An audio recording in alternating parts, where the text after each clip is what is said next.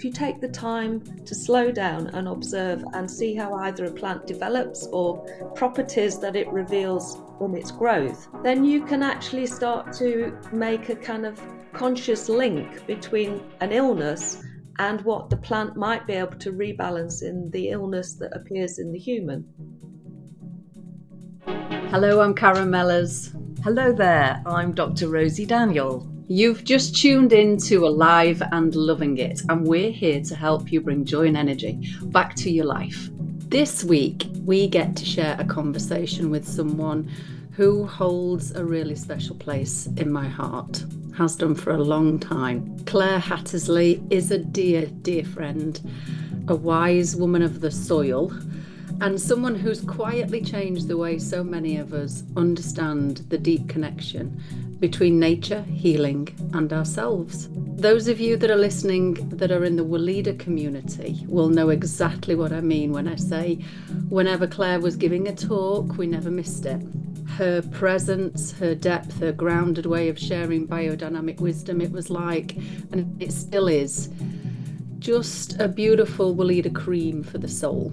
Claire actually started her career in the arts, working in fine art exhibitions and model making, but nature called her home. She became true to herself after training in horticulture. She saw a little job advert for a gardener at Weleda UK, and well, the rest is a 25-year love story with the land.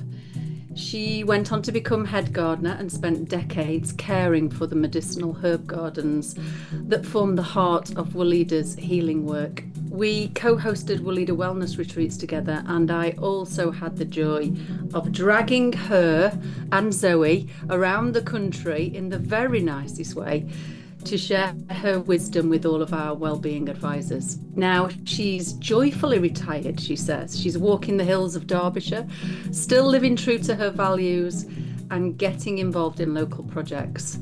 I bet continuing to inspire everyone around her. In this conversation this week, we explore what it means to work with nature, not against it, what the plants can teach us, and how slowing down can sometimes bring us closer to what's true.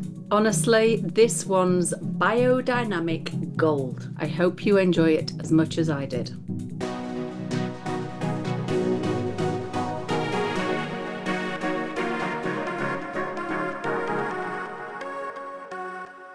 Welcome, and thank you again so much for joining us this week on our weekly podcast, Alive and Loving It. We are going to take another dive into nature this week. And when Rosie and I were doing our planning and we were thinking about which guests we would love to have on our podcast, this lady's name came out of our mouths at exactly the same time. Didn't it, Rosie? Absolutely, Claire. We are so thrilled to have you with us. I've never met anybody who has such a beautiful relationship with nature as you. You know, your combination of the incredibly practical, hardworking, dedicated, and the exquisitely sensitive relationship with the earth, with the planets, the moon, and the plants. In fact, when I was with you on a retreat that Karen was running, I remember thinking after you taught us, I'd like to go back and be a Steiner child. Never too late to be a Steiner child, but welcome. Thank you so much for being with us. Well, thank you for inviting me. It's lovely to join you ladies. Claire, I can't remember actually how many years we've known each other now. Many, many years. But I do remember the first time I heard you talk about nature. I think it was in the Weleda Garden. And now, reflecting on that this morning, I realised how disconnected I was to nature back there. I mean, I was in it, it was around me, I used it, but I didn't know I was separate from it, but I do now. And I just remember thinking, right, many, many people need to hear what this lady's got to say about nature. So welcome to the latest in a long string of things that I have dragged you along to. Thank you so much for doing this, Claire. Oh, my pleasure, my pleasure. why don't you start by telling us where your love of nature came from? Well, I think I've got a genetic link somewhere because my dad is a really keen gardener. My granddad bred seeds for, I think, one of the big seed companies, and there were always seeds on the windowsill. He was trying to breed a bright red lupin. And then apparently my great granddad was also a really keen grower. So I've got that in me, but I've also got an artistic sensitivity. So my first kind of career path was in exhibition and design. And it was, I think, combining that artistic capacity somehow linked with being out in nature. There was a sensitizing to the aesthetic going on in my early years. And then when I became the homeowner, I had a garden and I just absolutely loved gardening. And it just kind of brought all that sense of I'm meant to be a gardener feeling in me. And then I was lucky enough to find my path to Weleda, and I stayed with the Weleda Garden for 25 years, and it was just wonderful, absolute bliss. I think that link between art and beauty and plants and the garden is maybe what I felt the first time that I heard you speak, because it wasn't all facts and figures. You know, you brought in the beauty of the plants and a meaning to us of the plants. I mean, speak a little bit more about the Weleda Garden and biodynamics. Tell us about that. Okay, okay. Well, the Weleda Garden is 13 acres of, I think it's a kind of little paradise. I really do. There's such a lovely energy to the place, but it wasn't like that when I first started 25 years ago. So an awful lot of human endeavor and human love went into those 13 acres, and the land responded. And I think that's part of what biodynamics is. It's a brilliant tool to align the people working in the land to not think of that idea of using nature or what can nature give me, but actually giving back. And biodynamics is a very reciprocal relationship. So as well as taking the crops, which we had to do for Weleda, that was the big purpose of the garden, we were also able to give back to the soil and to give back our attention and care. And I always felt that the garden, the Weleda Garden, very much supported and enjoyed people. And there's a definite link between herbs and people as well. So the garden responded to the love and care that myself and my co-workers gave it. And it was a reciprocal relationship.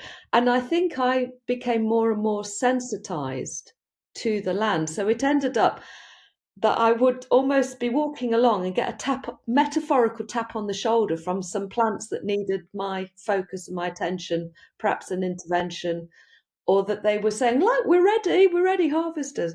But that only comes with time spent in the garden, doing the work, doing the time, really, paying attention. So I felt very blessed to find my way to the garden, because when I was a gardener at home, I used to think, oh, wouldn't it be wonderful if I could spend a whole year being immersed in nature and observing every little nuance of development over the seasons. I didn't get 1 year, I got 25 years of that. So my dream came true. It was blooming hard work as well, but it was so rewarding. And I learned so much. So biodynamics was the key to this different relationship, but it brought in so much more, because biodynamics has this bigger picture of, you're not just looking at soil health, which is an organic principle, but you're also lifting your eyes up to the planetary picture as well and seeing how everything is part of a whole, and it's working within that holistic picture as a gardener within that garden, within the universe, and it's a wonderfully large picture to work in. Well, it was amazing to watch that relationship, Claire. And I mean, I watched your relationship with the garden for probably 10 years, and I saw it deepen as you started to speak about it. I mean, that relationship over all those years, how did it develop? And, what were the good things about it and what were the challenging things about it? Well, the challenges were, if you were choosing to grow herbs in the UK, you perhaps wouldn't use a clay field in Derbyshire to start with. So the heavy clay, although it's full of nutrients, it's hard work, and you have to time all your cultivations really well to make sure you don't do any damage. So the challenges were the physical nature of the work. It was hard graft and not an easy place. It could quite drain you if you didn't have the right mental approach and a positive approach. But the joys far outnumbered the challenges. The rewards were wonderful. So I can remember the exact moment, and I can return to that exact spot when I fell in love with the garden. And it was a really heartfelt connection to that place. And I think it's also about the right people found their way to the garden. So I ended up being the garden manager, which was, equally challenging, but equally rewarding. But choosing the right team. And we had things like, we don't really want people swearing. We want people to come in with a really nice attitude, try and develop harmoniously with the land. Didn't always work perfectly, but that was our intention. And people seemed to come to work in the seasonal team who had something to learn, or they were growing, and they left with something to take away. And it was a lovely reciprocal relationship with the co-workers as well. Now, I remember, Claire, coming to the garden and you showing me around, and it was my interest in the medicinal side, the Anthroposophical approach. Mm-hmm. Big long word, but this is the medicine of Rudolf Steiner and Dr. Peter Wegman. And what I particularly loved was you talking to us about the gesture of a plant, or the signature of a plant, and how that was woven into a given medicine. I can remember you telling us about the irises and the birch tree. Can you explain that to us? So this is it is a big word, isn't it? That anthroposophic. So it's an approach to medicine that links the human as part of nature, not separate. So what you see in nature, if you take the time to slow down and observe and see how either a plant develops or properties that it reveals in its growth, then you can actually start to make a kind of conscious link between an illness and what the plant might be able to rebalance in the illness that appears in the human. So, for example, you said about the silver birch tree.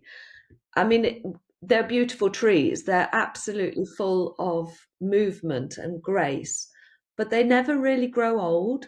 If you compare, it's quite useful often to compare something like a silver birch with an oak tree, and they have two very different gestures of growth. And so the oak tree is solid, long-lived, 500-600 years is very usual for an oak tree. Silver birch's life is maybe 60-70 years, the average life of a human. And it's all full of movement, whereas an oak tree is solid and doesn't really bend in the breeze. And all of those kind of signatures of this grace and movement, the dancing of the silver birch tree, give us a way in to understand that actually it's very, very helpful to help move fluids in our bodies and to bring movement back where there's been a sclerotic tendency or hardening. So using birch juice or birch treatments can actually help to alleviate those kind of hardening tendencies. So I think the challenge that we have with herbal thinking, quite often it's the name of the chemistry of the plant that we go to first. So if you look in a lot of herbal books, they talk about the kind of, this plant has got tannins or it's got alkaloids or whatever. But what does that mean in relationship to me? And it's still valid. That chemistry, of course, is part of the picture. But when you start to see a plant in relationship to yourself and how it might help heal and you can find a path into that, it changes the relationship. It's not just a chemistry lesson. I'm getting to know this silver birch tree in a different way, and then the birch can speak to me. I love with the different the skincare ranges for different ages of people, and the different plants that were at the heart of that. And I definitely remember you saying that birch was good for constipation and moving things through the bowel. But it's a very fascinating question, isn't it? This thing of relating consciously. Karen, what does that mean to you, the idea of conscious relationship to nature? Well, first of all, I'm sat here thinking, I thought I heard Claire say everything I could hear her say. And I'm learning again today. And still, that relationship with the Weleda Garden, Claire, is continuing, because now you're describing it still. So as you move through life, you're always connected with that garden, with the plants, with the trees. And now you're talking about it in a different way. I mean, isn't that just like any relationship with anything, with another person? Oh, that person looks nice. Yeah, but what's their character? You hear people describe others like, well, they're beautiful inside. How do we get to that place? Well, it's how it makes us feel. So what I'm sensing right now is your relationship with these plants and with trees, that it's made you feel something, and that has deepened your connection with it. I'm dying to know, what is your favorite plant, tree?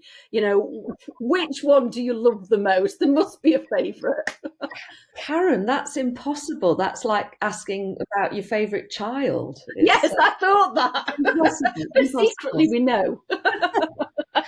So I think, kind of following on from what you were saying, the key to building relationship is to take time. So thinking of parenting, it takes time. Somebody's got to do all the hard work, the changing the nappy, the graft. You've got to spend time with that child to build that relationship. And it is the same with your garden or with walking in nature. You can't just like stomp up to a tree and say, "Hi, I'm Claire, talk to me."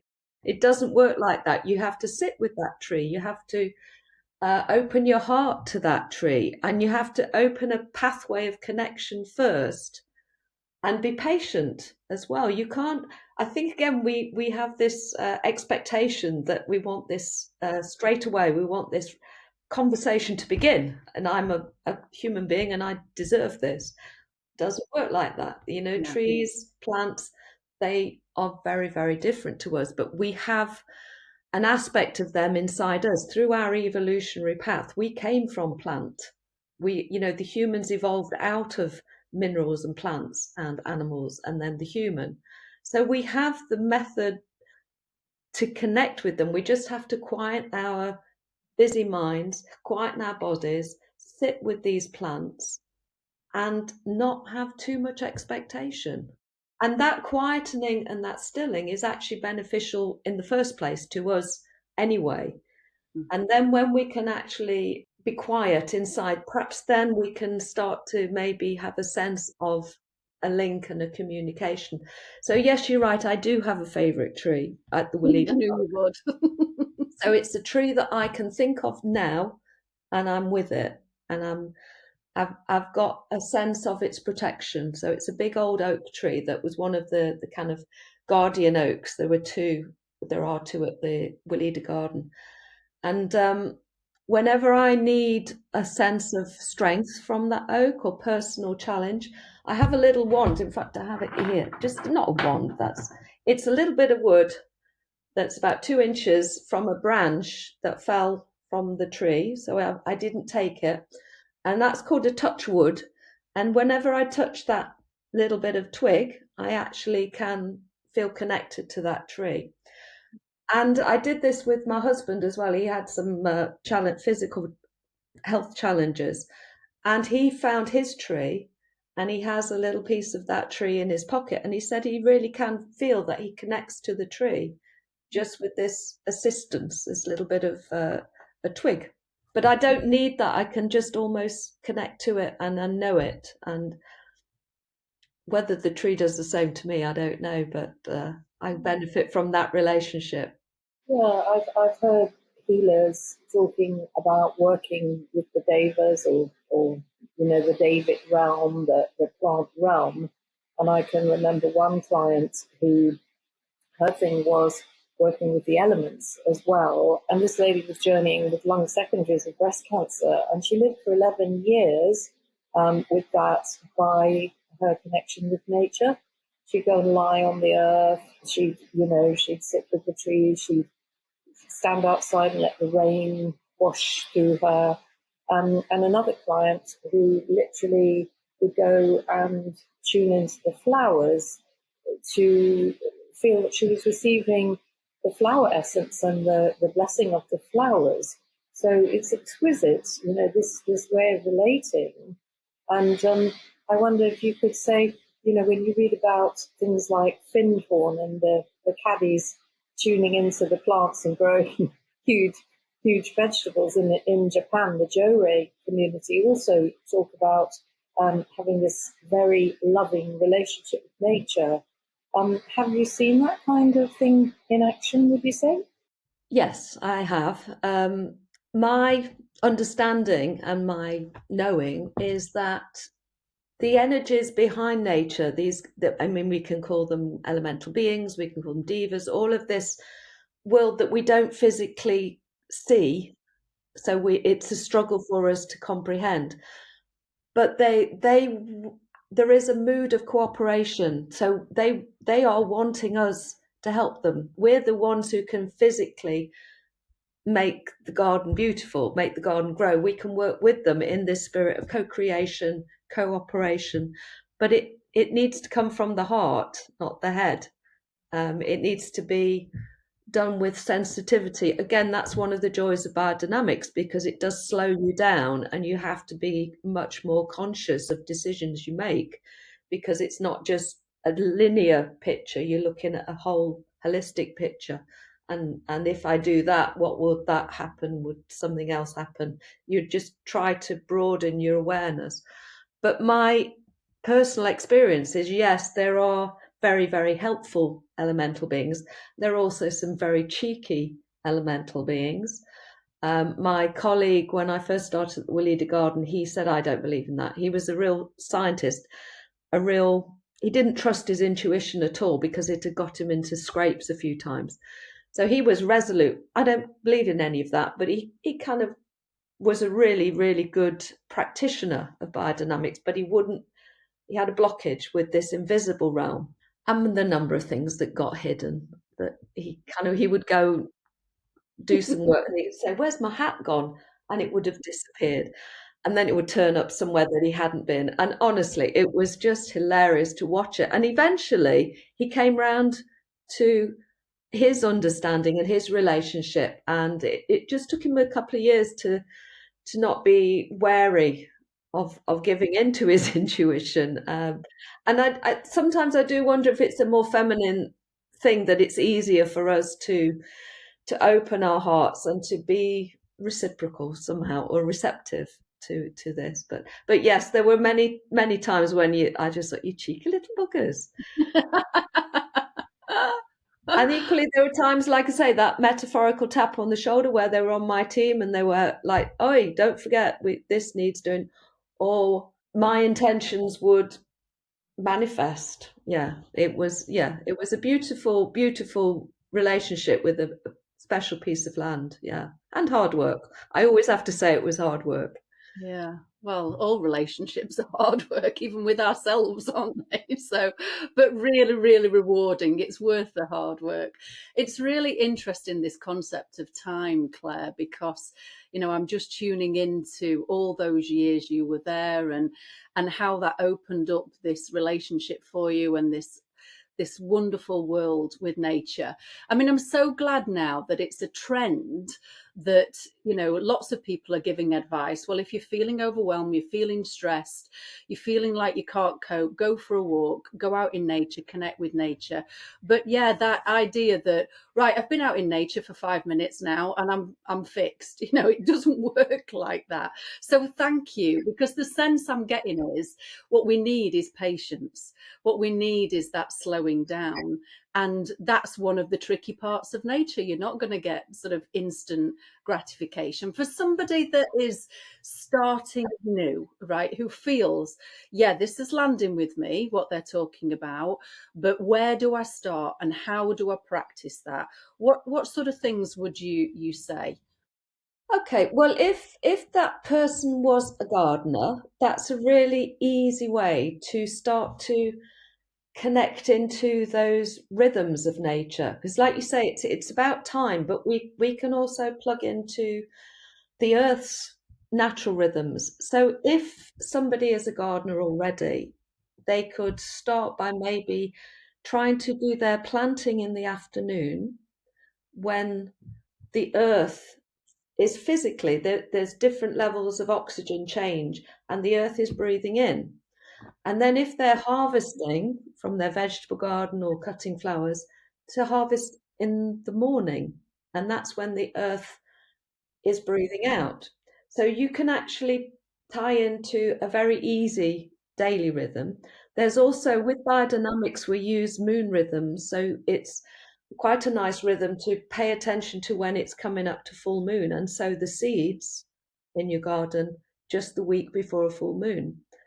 And you can be a scientist with this. You can, like, okay, well, I'll sow some seeds in the wrong or the less helpful time, sow some the week before full moon and observe the difference. Or I could cut a lettuce in the morning and I'll cut one in the evening and see which lasts better. Don't take my word for it. Just but use your observational skills. There's something like mint. So a lot of the herbs, the tradition of herbs is to harvest early in the morning. That's because the plants are more vital in the morning. And a lot of plants' chemistry changes throughout this daily rhythm. So mint, for example, loses its medicinal vitality, its properties, round about lunchtime. So you should never really, if you want the kind of the best mint for making yourself feel good, get it early in the morning. So those are the kind of rhythms in the garden that are very easy to kind of click into. I And can see Rosy taking lots of notes here. Avid gardener. She's like, what? Slow down. and if people are not gardeners, I think it's just maybe going out to into nature. So it might just be into a park. It might be just to go and greet a tree. It might be you might live in the most beautiful landscape, but try and go out regularly and use all your senses to observe and sense the changes, so you can start to really see these nuances of, oh, those flowers have just come out. There were buds 2 days ago. Or just start to become sensitized to what is out there without judgment as well. I mean, I have to tell myself, stop, being an analytical person. Just take it all in, be open to it, and to make time to do that walk. Somebody said to me, if you can walk first thing in the morning, it sets you up for the day. And I think it does on many levels, but I think if you can practice that kind of mindfulness, walking in nature or going to greet a tree in a park at a similar time early in the morning, then that will help your day, definitely. I can remember, I mean, this is so embarrassing, but as a young person, I didn't even realise that, that the growth period was in the spring and that you couldn't plant things in September. I was that disconnected as a child. But, I think one of the things I've now really since COVID, because 7 raised beds in our garden and filled them with manure, and we planted, and we had so much happening that it was quite overwhelming. But one of the things I started doing was keeping a flower colour diary, and noticing the way that, the first flowers are white, and then they're yellow, and then they're purple, and then they're blue, and it is incredible just to see these waves. And I think it was you who told us that the under different planetary influences that flowers and buds are different shapes and lengths. That's right. Yeah. Because I mean, it's a really, going back to what you said about not being awake. When I started at Weleda, it was quite a revelation to me that the stars are there all the time. It's like, oh yeah, of course.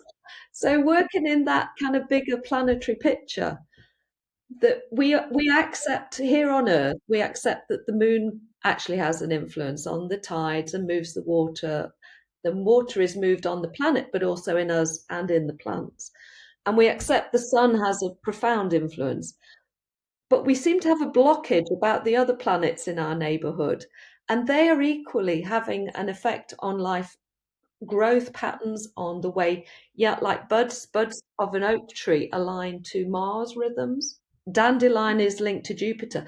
And if you go back to Culpeper or any of the old herbals, they say this plant is under the dominion of Jupiter. And it sounds so arcane, but actually they knew. And we lost it with our kind of empirical science. We kind of let go of some of that knowledge, and the more alchemical pictures. It's amazing that there's hard data, about these planetary influences, because, it seemed very esoteric up to that point, that learning that buds were different lengths or plants were slightly different colours under different planetary influences blew my mind. Yeah.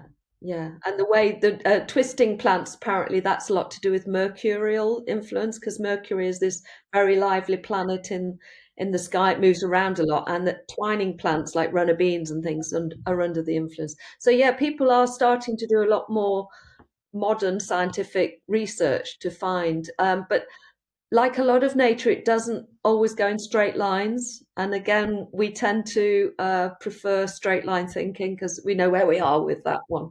So you have to kind of open yourself to not knowing sometimes as well, and just trying to sense what might be going on. And again, that is the joy of biodynamics. It does ask you to engage with that planetary picture and become more awake to it. I think I'm just noticing that this year, since I sold my house about 18 months ago and we're traveling around, my husband and I, we've been able to live more in the rhythms of nature. So I've heard quite a bit just recently about Beltane and the celebration of all the hard work, planting the seeds. And I was thinking about us, Rosie, with this podcast, and I thought, oh my goodness, we've worked in rhythm with nature. We've done all the planning, we've done all the planting of the seeds, and now we watch the growth. And now we celebrate that. The sun returns and we watch the growth. And it's bringing a real sense of peace to me, Claire, that I'm not pushing through, when I want to be still and just quiet and listen, and I'm not pushing through that anymore. I'm actually working with nature. I don't know whether we planned it, Rosie, or not, but it certainly feels like we're growing and blooming now. So you did name it, Karen, because, being kind of busy bee that I am, right back in January, I was saying, we can, do our first episode at the end of February, and you say, no, we're in hibernation. This is going to start emerging in the spring. So you did name it. Yeah. Well, I thank Claire for that. Thank you, because you woke me up to that. Thank you so much. What are you doing with your time now, Claire? I know you've moved to beautiful Wirksworth. Yeah, so I'm in the Derbyshire Hills, and the challenge is I'm not so much into gardening anymore. I've done it for 20 odd years, and I've got a lovely garden, and I'm just actually, what is interesting is watching myself watch my garden instead of wanting to sort everything out. I've done very little, and I'm just seeing what it wants to become. But I am loving being out in the hills, walking in nature. That's become my new thing. And I like the word pilgrimage without the kind of big picture connotations of that, but just walking with attention and reverence in nature seems to be such a valuable thing to do at the moment for me and for nature, and to notice nature, say thank you, to just see it. I think that's one of our jobs as humans, is to recognize and observe all this beauty. And I've also become quite interested in walking alongside rivers. So I did a bit of a pilgrimage path, not the whole of the River Trent, but seeing stages of the Trent from its kind of birth and its childhood to its adolescence, right through to where it joins into the Humber. And I'm just near the end of walking along the Derwent Valley as well. So there's the freedom that taking early retirement gives is just a joy. I can highly recommend it to you two busy bees, but I'm just loving the spaciousness to not be doing. I think that's what, there was always so much to do in the Weleda Garden and so many jobs on the list to keep it going. So it is a joy. I don't even have a jobs list anymore. It's freedom. So it's such a beautiful full circle for me, because I grew up on the Worksworth Road in the village of Duffield, not at all far from you. And I can remember my mother swearing at the clay, Yes. trying to plant the potatoes and what have you, bloody clay. So, yes, you've brought back echoes of my childhood. Yes, I have got a very clay garden, actually, which, again, I'm just wary of even sticking the spade in it at the moment. So, but I'm just learning to love. I'm building my relationship with the garden. That's what I'm doing, and it's taking time. Yeah. So. I'm witnessing you in a new relationship, and it doesn't surprise me because, the last work that we've done together, you've come on the retreats that I've run, and you've been taking groups around and helping them to walk mindfully and to slow down and to really notice. And I'm just remembering every time, just before we start the retreat and the team get together and we talk, I'm like, where's Claire? Where's Claire? And you're out. And then you come back half an hour later. And what did you always say to me? I've been reconnecting with the land. I've been connecting with this land. I've been saying hello. I've been starting my relationship with it. And that stayed with me as well, Claire, because everywhere I've moved to on this nomadic journey, that's the first thing I do. I connect with where I am, and I go outside and where's the land, and where am I in relation to this land, and then that helps me connect with myself. So it doesn't surprise me that you are connecting and walking and waiting until you know your place with your garden. I love that. The idea of nature support, consciously asking nature to embrace us and our work and our projects, and particularly a retreat or just beautiful. Thank you so much, Claire. I mean, we could go on for hours and hours, and I'm really tuning into, seasonally, should we have a little nature slot, Rosie? And would Claire come back again for us? She might. She might. You heard it here first. Fingers crossed. Oh, wonderful. Thank you so much, Claire. And we will be back next week with our next episode, but going even further into nature with a true life story of someone who really relates their health and their wellness with their connection with nature. But if anybody wants to join you, I know you've led nature walks and helping people understand the nature of plants. Where would people look to find what you're doing? Well, I am. Someone said to me, you can take Claire out of Weleda, but you can't take Weleda out of Claire. So I am still doing some work at Weleda Garden. So if people are interested, any workshops I'm running will be on the Weleda UK website, so they can check out the website there. We'll make sure that that's in our show notes, and the link to the Weleda website is in there. So wonderful. Okay. And I think Rosie wants to put her name down for one. Definitely. If I had my life all over again, I would want to be your apprentice. Oh, bless you. Thank you. Well, thank you so much for a lovely chat. It's been a real pleasure. Wonderful. Thank you, Claire, so much. Thank you so much for joining us on this episode of Alive and Loving It. We really hope that today's conversation has sparked your passion and shown you ways to open up into the vibrant life that's possible for you. Absolutely, Rosie. I mean, we have to remember transformation begins with love, and that's self-love, love for others, and love for our beautiful planet. When you embrace love and you just allow yourself to receive as much as you give, you unlock the fullest potential of your life. That is the truth, and we're here to support you every step of the way on your journey. So if you enjoyed what you heard today, please join our community, check out our trainings and our services and the events where we can all go deeper together.